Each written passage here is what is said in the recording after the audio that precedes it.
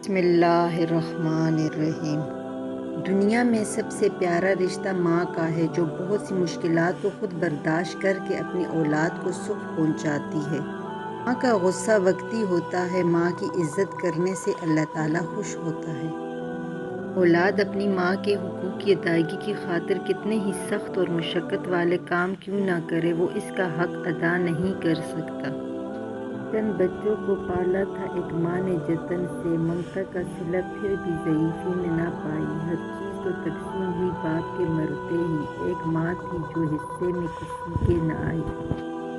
ماں سچ کہا کرتی تھی کہ فکریں انسان کو بوڑھا کر دیتی ہیں۔ اگر تم 70 سال تک خانہ کعبہ کا طواف کر کے اس کی نیکیاں ماں باپ کو ہدیہ کرتے رہے، تب بھی تم آنسو کے اس قطرے کا بوجھ ہلکا نہیں کر سکتے جو تمہاری بدسلوکی کی وجہ سے تمہارے ماں باپ کی آنکھوں سے گرا تھا۔ ماں سے بڑھ کر کوئی نام کیا ہوگا، اس نام کا ہم سے احترام کیا ہوگا، جس کے پیروں کے نیچے جنت ہے، اس کے سر کا مقام کیا ہوگا۔ آدمی جب ماں باپ کے لیے دعا چھوڑ دیتا ہے، اس کا رزق تنگ ہو جاتا ہے۔ یا اللہ ہمارے والدین کی بے حساب مغفرت فرما، آمین۔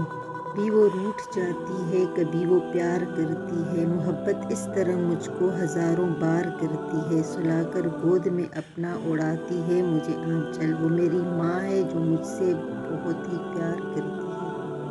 ماں کے بغیر اولاد ایسی ہے جیسے پھل کے بغیر درخت ہے، سایہ تو ہے مگر سکون نہیں ہے، گھر تو ہے مگر سجانے والا کوئی نہیں۔ ظلم اور والدین سے بدسلوکی دو ایسے گناہ ہیں جن کی سزا اللہ دنیا میں ہی دے دیتا ہے۔ ماں سچ کہا کرتی تھی کہ فکریں انسان کو بوڑھا کر دیتی ہیں، کو سونا کر جاتی ہیں، مائیں جانے کیوں مر جاتی ہیں، مائیں مرتی نہیں ہیں، یہ ہمیشہ دلوں میں زندہ رہتی ہیں۔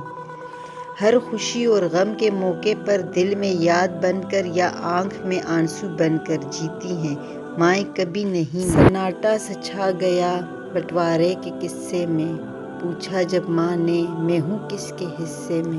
ہمیں جب بولنا نہیں آتا تھا تو ہماری ماں بولے بنا سمجھ جاتی تھی، اور آج ہم ہر بات پر کہتے ہیں چھوڑو ماں آپ نہیں سمجھو گی۔ آپ کے ساتھ تمہارا سلوک ایسی کہانی ہے جو لکھتے تو تم ہو لیکن تمہاری اولاد تمہیں پڑھ کر سناتی ہے۔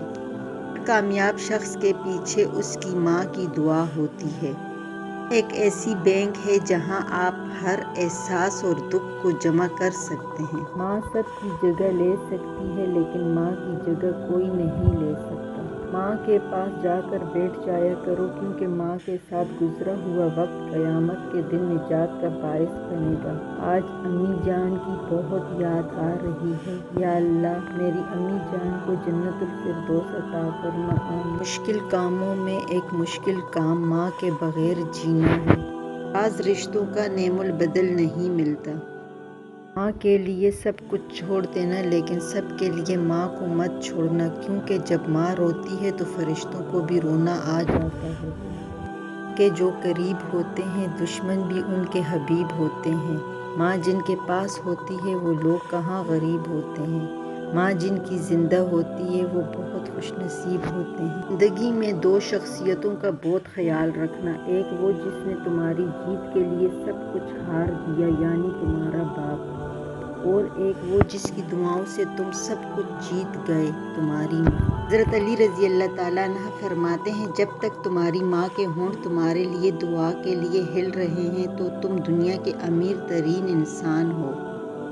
حضرت علی رضی اللہ تعالیٰ عنہ فرماتے ہیں 3 لوگ جب آپ کے سامنے بات کر رہے ہوں تو انہیں مت روکیں، والدین، بچہ، غم زدہ انسان، کیونکہ ان کا دل بول رہا ہوتا ہے۔ چند بچوں کا پالا تھا ایک ماں نے جتن سے، ممتا کا صلہ پھر بھی ضعیفی میں نہ پائی، ہر چیز تو تقسیم ہوئی ماں کے مرتے، ایک ماں تھی جو حصے میں مائیں مرتی نہیں، مائیں ہمیشہ دل میں زندہ رہتی ہیں، ہر خوشی اور غم کے موقع پر دل میں یاد بن کر یا آنکھ میں آنسو بن کر جی اٹھتی ہیں۔ ماں محبت، شفقت، عبادت، ریاضت، وہ لفظ ہی نہیں اترا جس سے تجھے لکھوں۔ اگر یہ ویڈیو پسند آئے تو اسے لائک، شیئر اور سبسکرائب کرنا نہ بھولیے گا۔ شکریہ، جزاک اللہ۔